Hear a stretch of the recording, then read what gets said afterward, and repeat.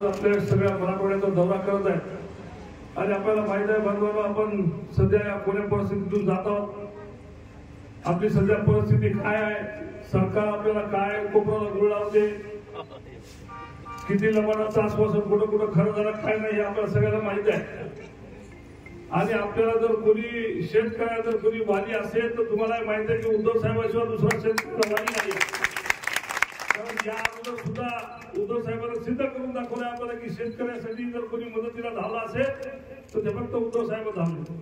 आणि आज सुद्धा त्या मराठवाड्यामध्ये सगळीकडे दौरा करून आज ते सरकारला जबाब विचारत आहे आणि आपल्या शेतकऱ्यासाठी न्याय हक्कासाठी आपण उभं टाकलेलं आहे।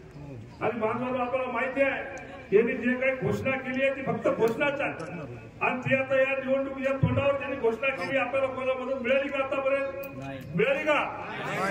आपल्याला त्याच्यासाठी अजून आपल्याला संघर्ष करावा लागेल। साहेब आपल्या सोबत आहेत, आपल्याला या तहसीलवर मोर्चे काढावे लागतील आणि हे कुठे आपलं पॅकेज कुठं कुणाला दिलंय आणि कधी वितरित होणार आहे हे आपल्याला जबाब विचारावा लागणार आहे। बांधवांनो, आज खरं सांगायचं तर आपल्याला नको असलेल्या रस्त्यावर साहेब करोडो रुपये खर्च आहे। जे नको आहे ते सगळेजण आम्ही त्याला विरोध करतोय, पण तरी शासन जबरदस्तीने कोणाच्या फायद्यासाठी करतायत काय नाही माहिती नाही। आता आम्हाला ते लागूनच हायवे, पुन्हा अजून इथून एक हायवे काढून देऊन ते शक्तीपीठ आमच्या गुणावर विनाकारण घातले, करोडो रुपये खर्च त्याच्यावर आणि शेतकऱ्यासाठी मला तर 1 रुपया त्यांना द्यायला खर्च चाललाय।